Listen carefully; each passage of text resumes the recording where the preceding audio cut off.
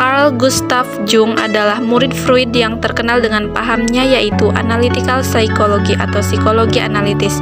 Teori Jung dibedakan dengan teori psikoanalisa Freud pada penekanannya yang lebih kuat pada tujuan tingkah laku. Garis besar dari teori Jung adalah bahwa kepribadian seseorang terdiri atas dua alam, yaitu alam kesadaran dan alam ketidaksadaran. Kepribadian sangat dipengaruhi oleh alam ketidaksadaran. Menurut Jung, ketidaksadaran dibagi menjadi dua, yaitu ketidaksadaran pribadi dan ketidaksadaran kolektif. Isi ketidaksadaran pribadi diperoleh melalui hal-hal yang diperoleh individu selama hidupnya, sedangkan isi dari ketidaksadaran kolektif diperoleh selama pertumbuhan jiwa keseluruhannya. Seluruh jiwa manusia melalui sensasi. Ketidaksadaran kolektif ini merupakan warisan kejiwaan yang besar dari perkembangan manusia yang terlahir kembali dalam struktur setiap individu. Struktur kesadaran. Pusat dari kesadaran adalah ego yang terdiri dari ingatan, pikiran, dan perasaan. Ego inilah yang memungkinkan diri dengan lingkungannya. Kesadaran mempunyai dua komponen pokok, yaitu fungsi jiwa dan sikap jiwa, yang masing-masing mempunyai peran penting dalam orientasi manusia dalam dunianya. A. Fungsi jiwa. Fungsi jiwa adalah suatu aktivitas kejiwaan yang secara teori tidak berubah dalam lingkungan yang berbeda-beda.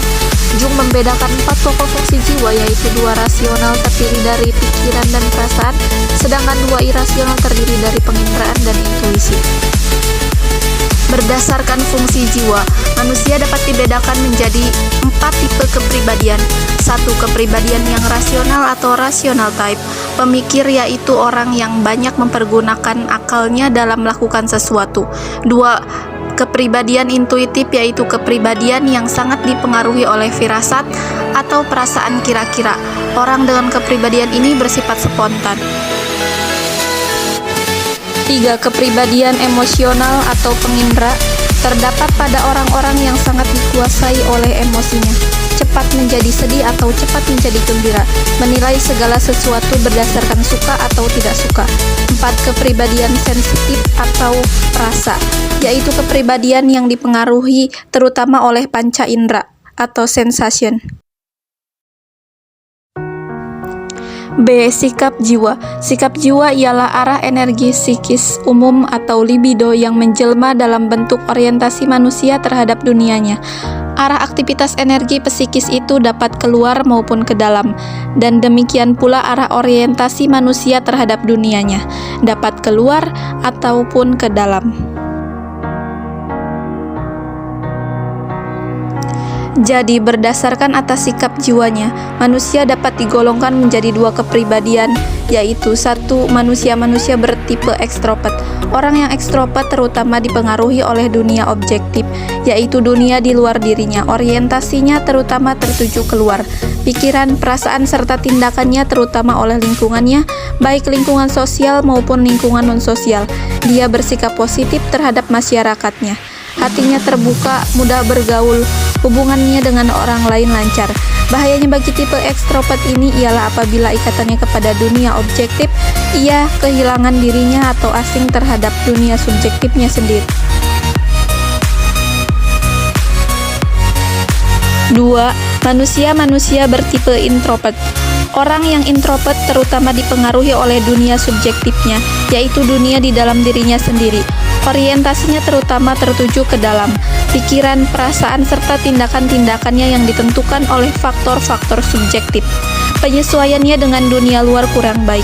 Jiwanya tertutup, sukar bergaul, sukar berhubungan dengan orang lain, kurang dapat menarik hati orang lain. Penyesuaian dengan batinnya sendiri baik. Bahayanya tipe introvert ini adalah kalau jarak dengan dunia objektif terlalu jauh sehingga orang lepas dari dunia objektifnya.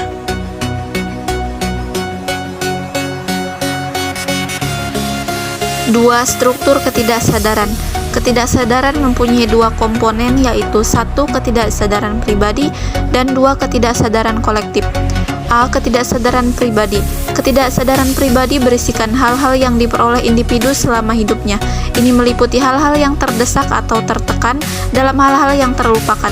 Ketidaksadaran pribadi terdiri dari pengalaman-pengalaman pribadi, harapan-harapan, dan dorongan-dorongan yang pernah disadari tetapi dikehendaki oleh ego sehingga terpaksa didorong masuk ke dalam ketidaksadaran. Pada saat-saat tertentu, ketidaksadaran pribadi ini bisa muncul kembali ke kesadaran dan mempengaruhi tingkah laku. Ketidaksadaran pribadi ini juga meliputi alam prasadar dan bawah sadar. Prasadar adalah perbatasan antara ketidaksadaran pribadi dan kesadaran, berisi hal-hal yang siap masuk ke kesadaran. Sedangkan bawah sadar berisi kejadian-kejadian psikis yang terletak pada daerah perbatasan antara ketidaksadaran pribadi dan ketidaksadaran kolektif. B. Ketidaksadaran kolektif. Ketidaksadaran kolektif adalah sistem yang paling berpengaruh terhadap kepribadian dan bekerja sepenuhnya di luar kesadaran orang yang bersangkutan. Sistem ini merupakan pembawaan rasial yang mendasari kepribadian dan merupakan kumpulan pengalaman-pengalaman dari generasi-generasi terdahulu, bahkan dari nenek moyang manusia waktu masih berupa hewan. Jung merumuskan ketidaksadaran kolektif sebagai suatu warisan kejiwaan yang besar dari perkembangan kemanusiaan, yang terlahir kembali dalam struktur tiap-tiap individu, dan membandingkannya dengan apa yang disebut oleh Levi Bruhl tanggapan mistik kolektif, representation kolektif, orang-orang primitif.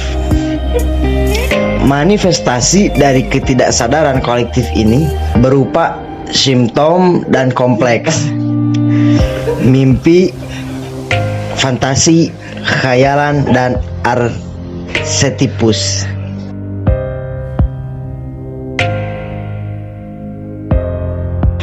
Simptom dan kompleks. Simptom dan kompleks merupakan gejala-gejala yang masih dapat disadari. Simptom adalah gejala dorongan daripada jalannya energi normal yang dapat berbentuk simptom kejasmanian maupun kejiwaan. Simptom adalah tanda bahaya yang memberitahu bahwa ada sesuatu dalam kesadaran yang kurang, dan karenanya perlu perluasan ke alam tak sadar. Kompleks adalah bagian kejiwaan kepribadian yang telah terpecah dan terlepas dari penilikan atau kontrol kesadaran, dan kemudian mempunyai kehidupan sendiri dalam kegelapan dan ketidaksadaran yang selalu dapat menghambat atau memajukan prestasi-prestasi kesadaran.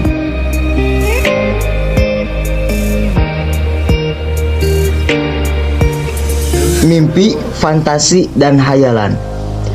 Mimpi sering timbul dari kompleks dan merupakan pesan rahasia dari sang malam.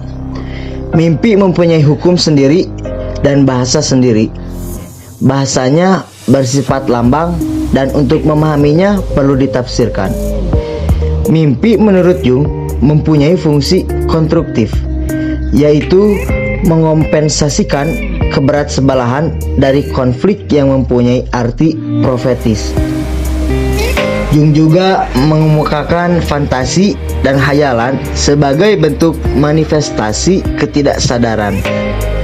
Kedua hal ini bersangkutan dengan mimpi dan timbul pada waktu taraf kesadaran merendah. Variasinya boleh dikata tak terhingga.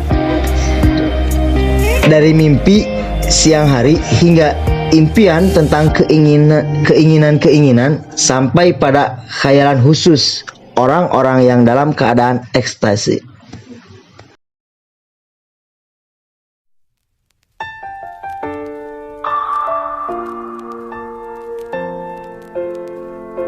Arsetipus.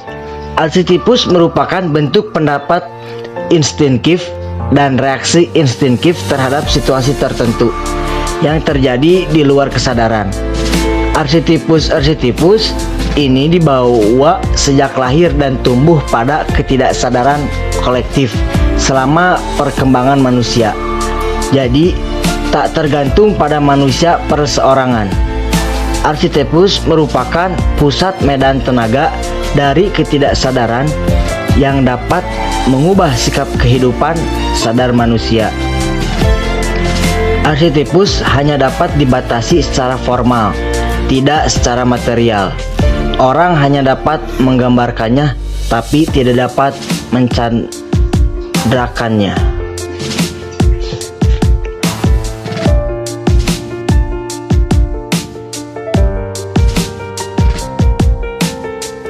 Dalam psikologi, ada teori kepribadian yang berbeda. Ini adalah model yang ditunjukkan untuk membuat katalog, mengklasifikasikan dan menggambarkan berbagai jenis perilaku manusia. Sifat, karakteristik, membedakan setiap jenis dan menggambarkan profil tertentu dari seorang individu. Meskipun terkadang kita mungkin berpikir bahwa ini adalah minat baru-baru ini, pada kenyataannya deskripsi kepribadian telah menjadi perhatian umat manusia selama ribuan tahun. Misalnya Hippocrates dan Galen sama-sama memiliki model yang berorientasi padanya. Namun karena tipe kepribadian Carl Jung adalah hal yang paling transenden, kami ingin menjelaskan siapa mereka dan karakteristik mereka saat ini. Ada 8 tipe kepribadian Carl Jung. Yang pertama yaitu tipe kepribadian ekstrovert reflektif.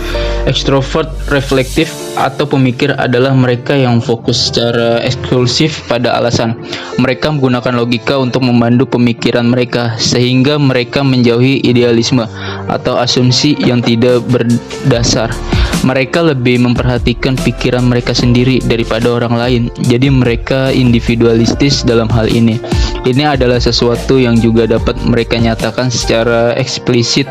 Mereka sangat terbuka untuk berbagai pertanyaan dan jawaban mereka dan sering dikaitkan dengan kepemimpinan.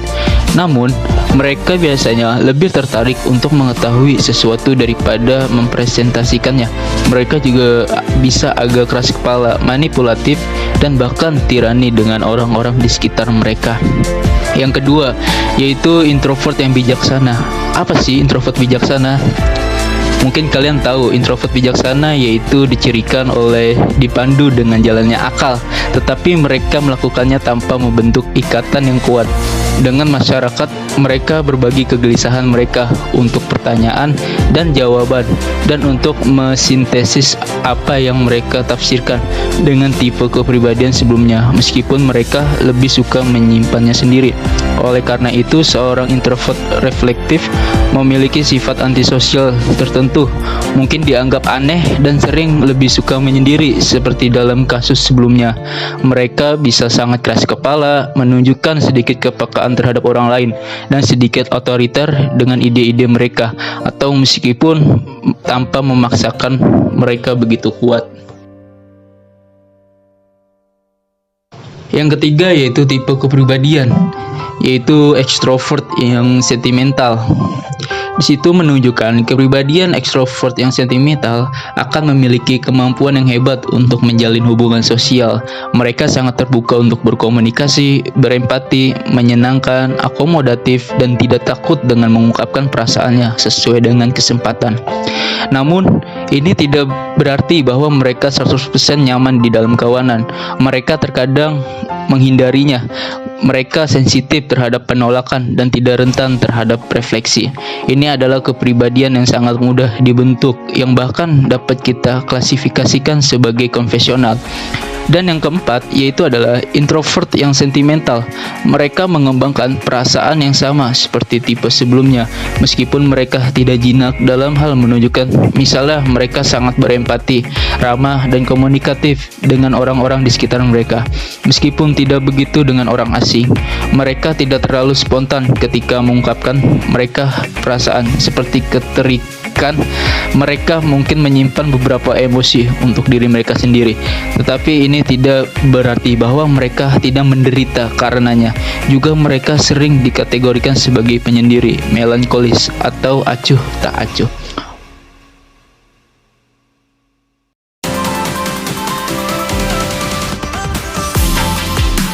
Kepribadian ekstrovert perspektif, tipe kepribadian ini juga disebut ekstrovert sensitif dan paling tepat digambarkan sebagai orang yang tertarik pada fenomena eksternal. Mereka sangat praktis, mengasimilasi dunia dan terus-menerus tertarik pada pengalaman hidup baru. Untuk alasan ini, mereka cenderung menghargai segala sesuatu yang berhubungan dengan menikmati hidup dan umumnya melakukannya dengan sekelompok orang. Mereka tidak ragu untuk mencoba pengalaman hidup baru dan bahkan mungkin membuat keputusan tanpa memikirkannya. Mereka biasanya sangat menginspirasi.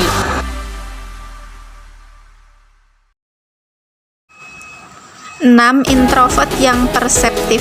Orang-orang ini memberi nilai tambah pada apa yang dapat mereka asimilasi melalui indera mereka. Tanpa ini menyiratkan bahwa alasan atau perasaan mereka memproses mereka. Banyak dari orang-orang ini berprediksi pada seni atau dalam hal apapun untuk menambah pengalaman yang memberi mereka kepuasan. Realitas adalah segalanya bagi mereka, jadi mereka menghargainya di atas segalanya. Mereka bisa menjadi orang yang menyenangkan, meskipun mereka juga sering mementingkan diri sendiri dalam sikap menyendiri. Mereka sederhana dan terkadang lebih suka diam, tetapi ini tidak berarti mereka tersesat dalam ide atau penalaran yang mendalam. 7. Ekstrovert intuitif. Palet kontras terakhir dari tipe kepribadian Gustav Jung ditemukan di intuitif, yang mencakup dua tipe terakhir dalam daftar ini. Ekstrovert intuitif sering dikategorikan sebagai petualang atau giat. Mereka cenderung memiliki banyak proyek yang berjalan sekaligus dan terus menambahkan yang baru saat mereka menyelesaikan yang lain. Mereka fokus pada masa depan dan pada ide-ide yang dapat mereka hasilkan. Mereka biasanya hanya memikirkan diri mereka sendiri, sehingga dengan pencapaian tujuan mereka tidak selalu berdampak positif lain. Mereka juga biasanya tidak berhenti untuk menikmati prestasi mereka. Sebaliknya, mereka mencari yang baru di daftar mereka.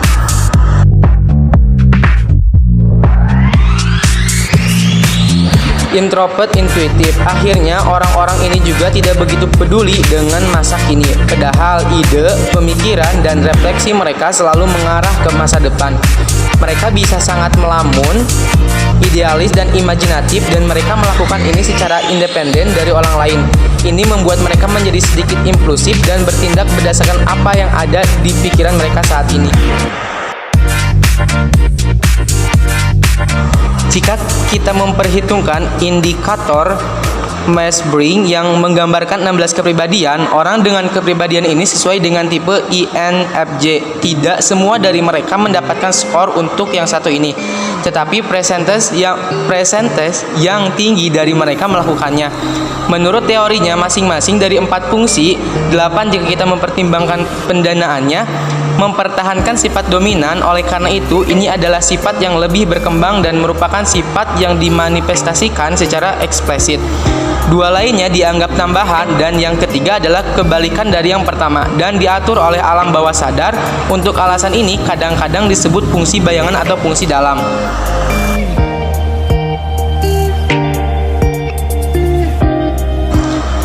Tipe kepribadian Carl Gustav Jung terus berdampak besar pada masyarakat, meskipun teorinya telah dirumuskan sekitar 100 tahun yang lalu. Kepribadian masih menjadi subjek studi, sehingga model-model yang memperluas atau memperdebatkan yang disajikan hari ini terus bermunculan.